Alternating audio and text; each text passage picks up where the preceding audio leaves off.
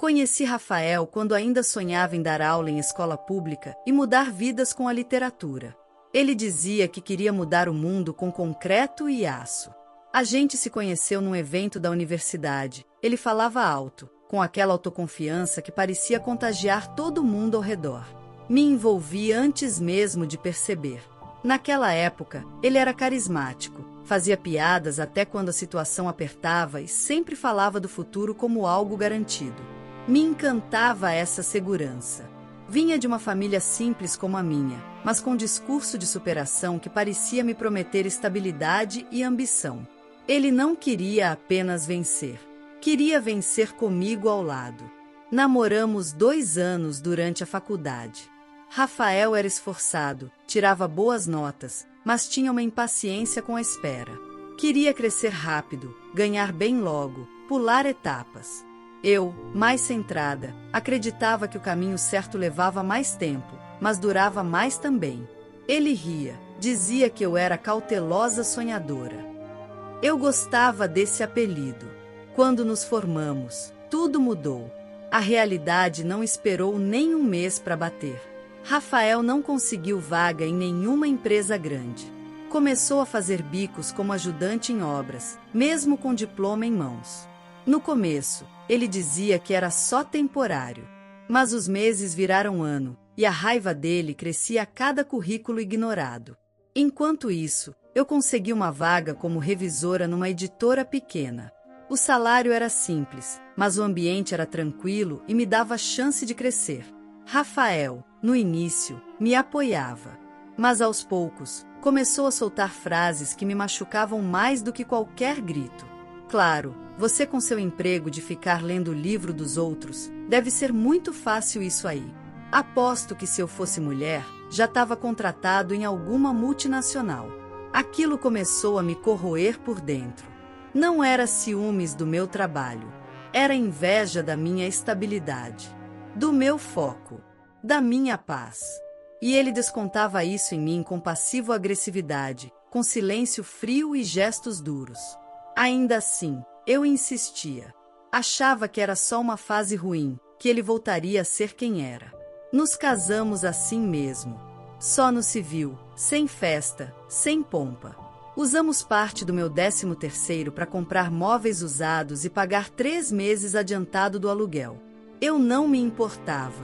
Acreditava que um dia, olhando para trás, riríamos de tudo aquilo. Mas, no fundo, Rafael não achava graça nenhuma em estar onde estava. Logo depois do casamento, ele conseguiu emprego fixo, como faxineiro de um prédio comercial. Eu comemorei. Disse que era digno, que era um passo.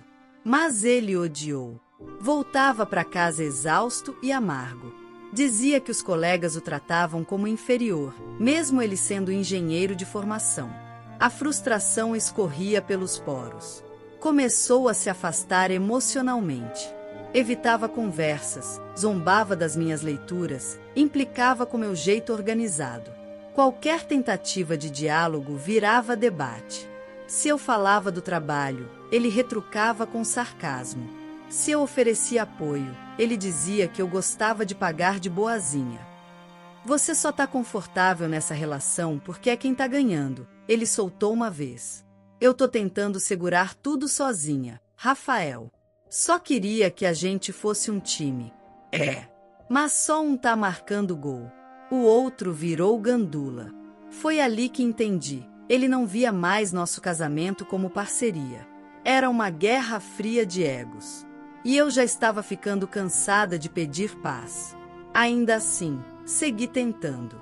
No 3º ano de casamento, resolvi preparar um jantar simples, mas cheio de intenção. Queria reacender a luz entre nós.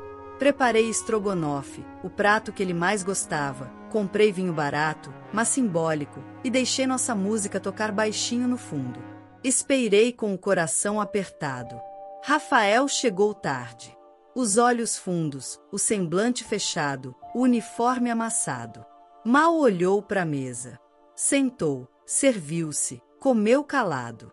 Tentei puxar conversa, mencionei nosso aniversário. Ele deu um riso seco e murmurou: "Tá comemorando o quê? A ruína da minha carreira?" Rafael. Por sua causa eu sou faxineiro. Letícia. Nunca te perdoarei. As palavras vieram secas, afiadas, e atingiram meu peito como um soco. Fiquei imóvel, com o garfo parado no ar. Não era a primeira vez que ele me culpava por seus fracassos, mas nunca daquela forma.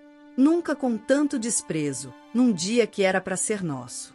Tentei perguntar por quê, o que ele queria dizer com aquilo. Mas ele levantou da mesa sem olhar para trás.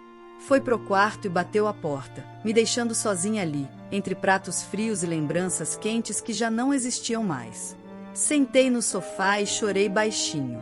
Não queria que ele ouvisse, porque eu sabia, ele não se importaria.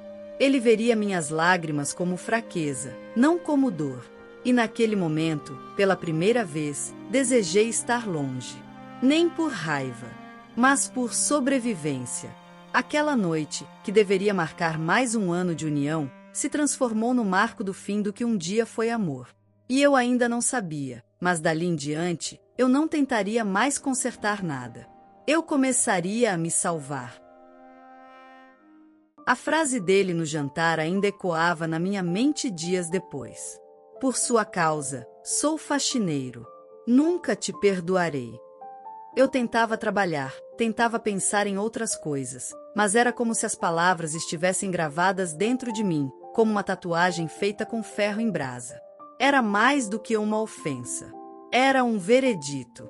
Ele havia me julgado e condenado por algo que eu jamais fiz. Nos dias seguintes, passei a observar Rafael com olhos diferentes. Antes, eu o via como um homem frustrado tentando encontrar o próprio caminho. Agora, via como alguém que escolheu transferir sua dor. Não tentava mudar, nem crescer. Ele apenas apontava, culpava e esperava que o mundo carregasse até onde não teve coragem de caminhar sozinho. A frieza dele aumentava. Se antes ele me ignorava por horas, agora era por dias. Passava por mim como se eu fosse invisível. Mal respondia aos meus bom dia. E quando falava, era com tom ríspido, como quem suportava minha presença por obrigação. Nada mais nele lembrava o rapaz cheio de sonhos com quem eu me casei. Tudo nele era mágoa, orgulho ferido e um ressentimento silencioso que envenenava a casa. Enquanto isso, no trabalho, eu comecei a crescer. Não porque buscava fuga, mas porque aquilo era meu esforço, minha construção.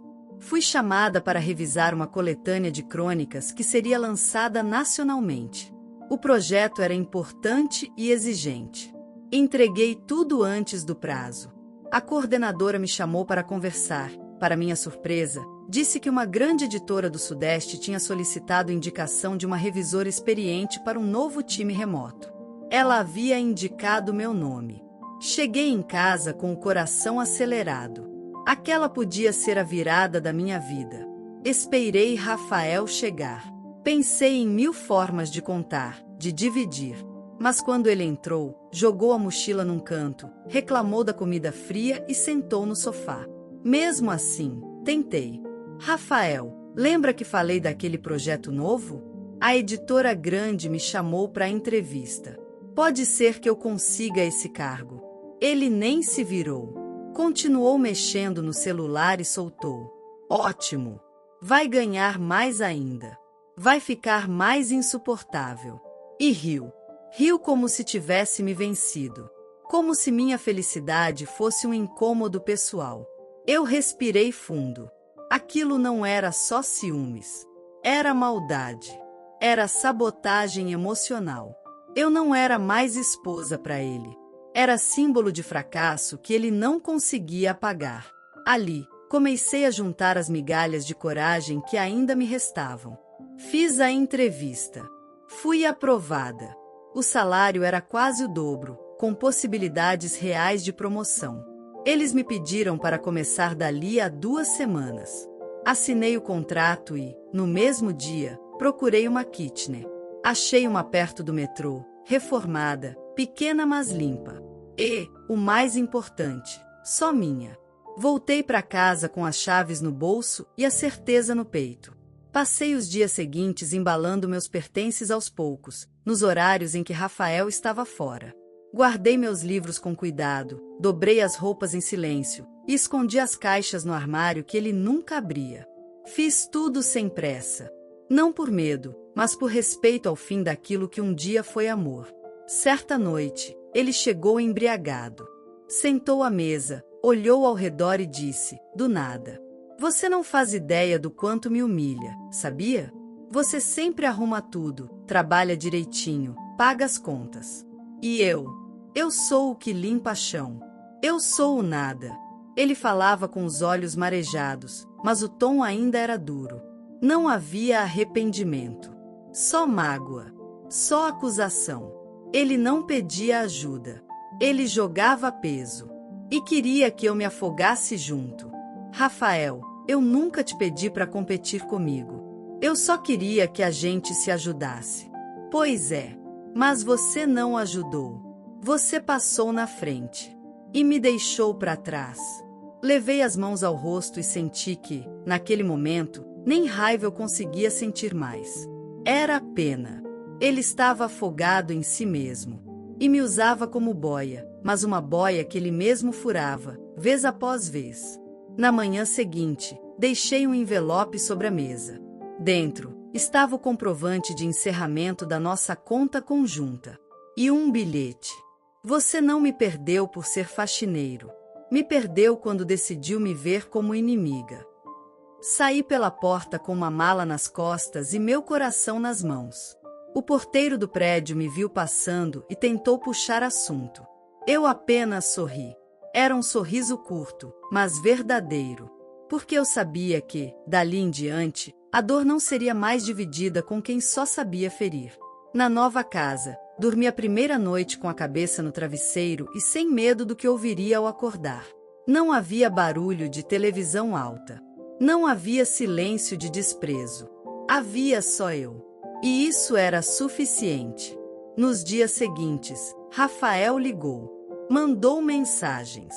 Disse que eu estava exagerando, que era só uma fase, que ninguém terminava um casamento por causa de palavras ditas no calor do momento. Mas ele não sabia. Aquela frase no jantar não foi um deslize. Foi a verdade nua de quem ele se tornou. E eu ouvi. Ouvi com o coração aberto. E saí. Enquanto ele tentava entender minha ausência, eu dava meus primeiros passos na nova editora. Era tudo novo, exigente, mas libertador. Pela primeira vez, minha vida não era medida pelo fracasso de outro. Era guiada pelos meus próprios passos. E mesmo com medo, aprendi a gostar do som que o silêncio fazia quando não vinha carregado de desprezo. Os dias na nova casa foram silenciosos no começo, mas um silêncio diferente. Não era mais aquele vazio tenso de antes, com medo de um comentário ácido ou um olhar gelado. Era o som da paz, da liberdade. Pela primeira vez em anos, cada canto do meu lar tinha meu cheiro, minhas cores, meu ritmo. E isso já era um recomeço. No trabalho, o ritmo era puxado, mas recompensador. A nova equipe me acolheu com respeito e curiosidade. Queriam ouvir minhas opiniões. Me chamavam pelo nome com um tom que carregava valor. Eu sentia que, depois de tanto tempo vivendo como figurante da vida de alguém, finalmente tinha voltado a ser protagonista da minha própria. Nas primeiras semanas, ainda acordava no susto às vezes, com a sensação de que tinha esquecido alguma obrigação ou feito algo errado. Era o resquício de anos andando em ovos. Mas conforme os dias passavam, essas feridas foram se fechando, devagar, como quem redescobre o próprio corpo depois de um longo inverno. Rafael ainda mandava mensagens de tempos em tempos. Algumas cheias de raiva. Outras, com aquele tom confuso de quem quer voltar, mas não sabe pedir. Uma noite, recebi um áudio dele, com a voz visivelmente embriagada. "Letícia, você sabe que nada disso teria dado errado se você tivesse me entendido. Se você tivesse me esperado. Você se acha melhor do que eu, né? Por causa dos livros." Apaguei sem ouvir até o final. Outras vezes, ele tentava por meio de conhecidos. Uma amiga em comum me disse que ele andava cabisbaixo, que havia sido demitido, que não parava em nenhum lugar. Disse que ele comentava de mim com um misto de raiva e saudade. Mas eu não pedi para saber, porque já não doía mais. Só ocupava espaço desnecessário. A minha vida, agora, era outra. Com um novo cargo, passei a revisar coleções escolares de abrangência nacional. Participava de reuniões estratégicas, dava opiniões em lançamentos e até fui convidada a escrever um prefácio. Cada vitória era um tijolo na reconstrução da minha autoestima. Foi nesse clima de ascensão que recebi o convite da coordenadora da editora. Letícia, você toparia dar uma palestra numa faculdade aqui perto? Vai ser um ciclo sobre recomeços profissionais. E a sua história é forte, inspiradora. Por um segundo, congelei. Falar em público, sempre fui reservada. Mas alguma coisa dentro de mim, talvez a mulher que aprendeu a se calar por anos, respondeu antes da dúvida. Sim, eu topo. Passei dias preparando o que diria. Não queria dramatizar demais, mas também não esconder as dores. Eu não era heroína, era sobrevivente. E achava que isso era mais importante ainda de contar. Na véspera da palestra, precisei passar perto da região onde eu e Rafael morávamos. Me vi, quase sem querer, parando em frente ao prédio antigo. O porteiro ainda era o mesmo. Quando me viu, sorriu largo. Dona Letícia. Sumiu, hein? A vida mudou um pouco, respondi, com um sorriso leve. Soube de umas coisas, mas bom ver que você tá bem. Muito melhor, aliás. Agradeci e fui embora. Aquela breve conversa me deu uma paz estranha. A certeza de que até quem via de fora percebia a diferença.